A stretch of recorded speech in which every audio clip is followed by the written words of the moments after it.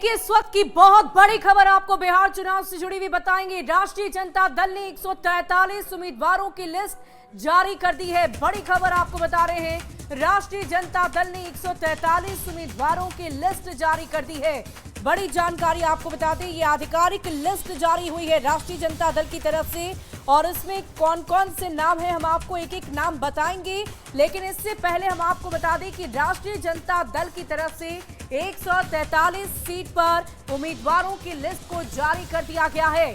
तो आप ये समझ सकते हैं कि 143 सीट मतलब कुल मिलाकर 243 विधानसभा क्षेत्रों में 143 सीट राष्ट्रीय जनता दल ने महागठबंधन के अंदर अपने खेमे में रखी है, अपने पास रखी है और 143 उम्मीदवारों को औपचारिक रूप से चुनावी रणभूमि में उतारने की घोषणा कर दी है। कौन कहां से उम्मीदवार बनाया गया है? सबसे पहले राघोपुर विधानसभा क्षेत्र से तेजस्वी यादव का नाम है। बड़ी खबर आपको बता रहे हैं, देखिए राष्ट्रीय जनता दल ने 143 उम्मीदवारों की लिस्ट जारी कर दी है। आधिकारिक तौर पर इस लिस्ट को पार्टी की तरफ से जारी किया गया है। ये बड़ी खबर आपको बता रहे हैं। राघोपुर से तेजस्वी प्रसाद यादव, बिहारीगंज से रेणु कुशवाहा है, बैसी से अब्दुल सुभान है, बोचहान से अमर पासवान है, वारसिरीगंज से अनीता देवी महतो, तरैया से शैलेंद्र प्रताप सिंह, महिसी से गौतम कृष्णा, झाझा से जयप्रकाश यादव को उम्मीदवार बनाया गया। अलीनगर से अगर हम बात करें तो जयप्रकाश यादव को बनाया गया है। अस्थावन से रवि रंजन कुमार, मैथानी से भोगो सिंह को बनाया गया है। दरभंगा रूरल से ललित यादव को टिकट दिया गया है राष्ट्रीय जनता दल की तरफ से।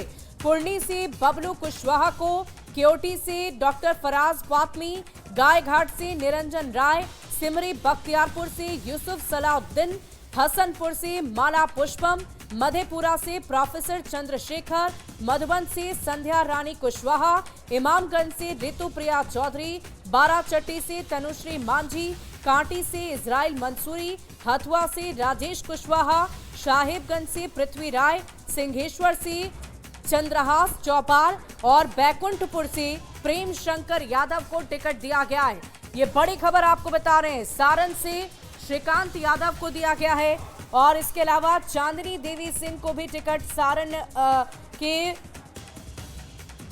बैनियापुर से दिया गया है। अतरी विधानसभा क्षेत्र की बात करें तो वैजंती देवी को दिया गया है। एकमा से श्रीकांत यादव को टिकट मिला है।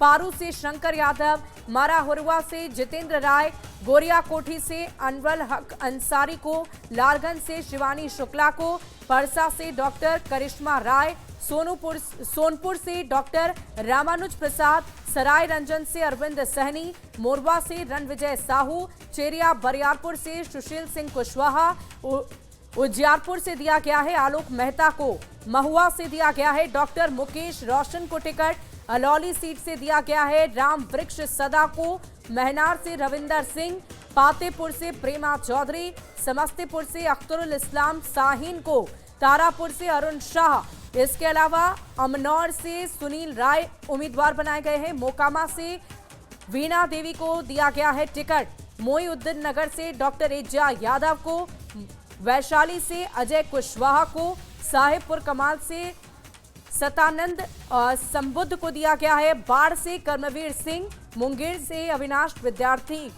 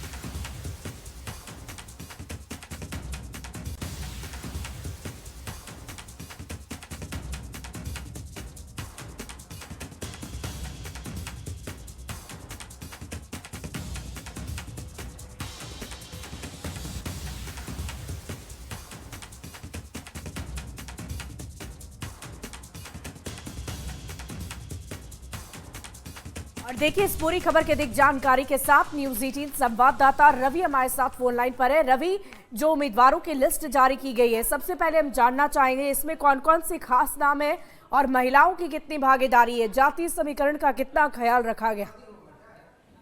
जी बिल्कुल, ये जो आरजेडी ने पहली बार सूची जारी की है और आपको बता दें कि आज नामांकन की आखिरी तारीख है। इसका इंतजार न सिर्फ बल्कि प्रत्येक प्रत्याशियों को बल्कि गठबंधन के लोगों को भी था। कांग्रेस ने सबसे पहले सूची जारी की थी। आज नामांकन के अंतिम दिन जो है वो आरजेडी ने अपनी सूची जारी की है और खास बात कयास लगाए जा रहे थे कि आखिर आरजेडी कितने सीटों पर चुनाव लड़ेगी। कोई कह रहे थे कि वो लगातार जो है वो सिंबल दे रहे थे, लेकिन ये स्पष्ट हो गया कि आरजेडी जो है 143 सीटों पर अपने उम्मीदवार जो है वो उतार रही है।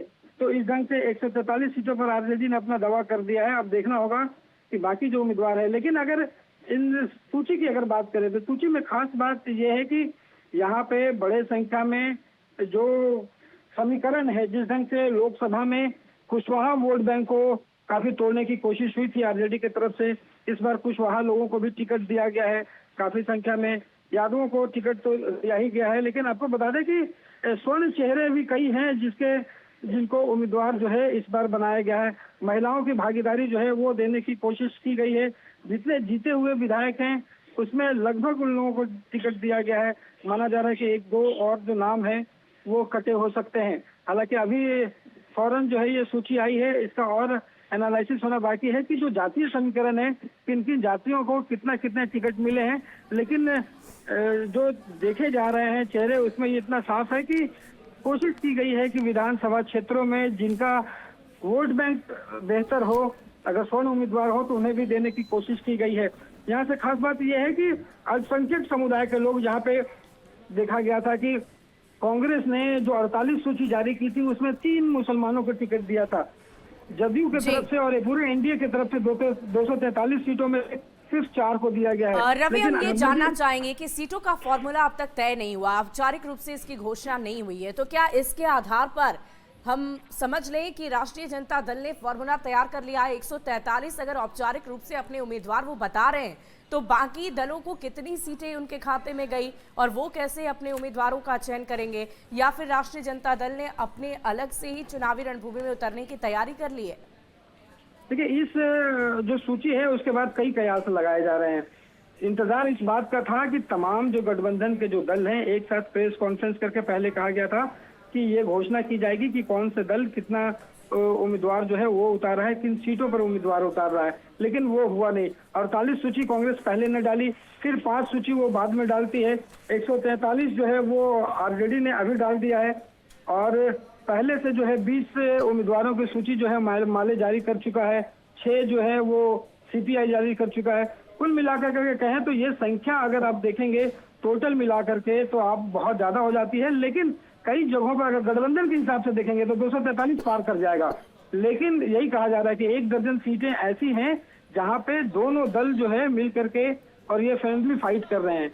तो इसमें रवि, क्या हम ये समझ लें कि ये जो आज औपचारिक रूप से राष्ट्रीय जनता दल ने घोषणा कर दी अपने उम्मीदवारों की, क्योंकि ये भी चर्चा हो रही है कि कांग्रेस के तमाम दिग्गज नेताओं से राष्ट्रीय जनता दल की बातचीत ही नहीं हो रही है, तो आखिर ये क्या मैसेज देने की कोशिश है कि महागठबंधन बिखर चुका है, टूट चुका है, अब अकेले अकेले ही सब चुनावी रणभूमि में उतरेंगे?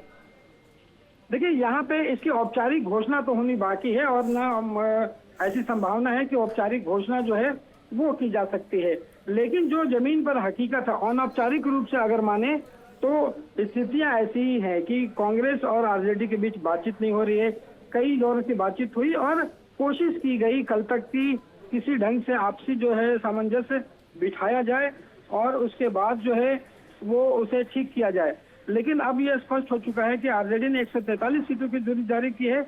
आज नामांकन की अंतिम तारीख है, तो अब जो बातचीत है वो खुल करके अब 143 सीटों पर लड़ेगी और बाकी लोग जितने उम्मीदवार दिए जा चुके हैं आज अंतिम तारीख में सब लोग जो है वो नामांकन करेंगे। जी वाकई रवि, अगर नामांकन की अंतिम प्रक्रिया की बात करें तो आज अंतिम तारीख है और ऐसे में उम्मीदवारों की लिस्ट की चर्चा होनी अनिवार्य है, तो क्या लगता है कि गठबंधन के जो तमाम अन्य घटक दल हैं उनकी तरफ से भी जल्द से जल्द लिस्ट जारी हो जाएगा या फिर और इंतजार करेंगे? क्योंकि इंतजार करने का तो अब वक्त ही नहीं बचा है, उनके पास विकल्प ही नहीं है।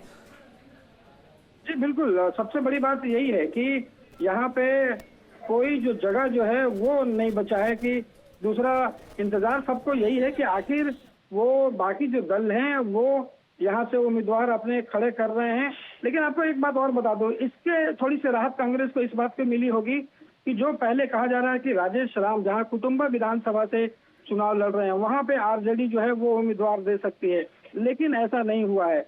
यहाँ पे आरजेडी ने औरंगाबाद से 4 उम्मीदवारों की सूची दी है, लेकिन राजेश राम का जो कुटुंबा विधानसभा है उस पर आरजेडी ने अपना उम्मीदवार नहीं दिया। इसे लेकर के बड़ा पेंच था और कई जगह ऐसी हैं जहाँ पे कांग्रेस ने अपना उम्मीदवार दिया है, बावजूद उसके आरजेडी ने अपना उम्मीदवार दिया है।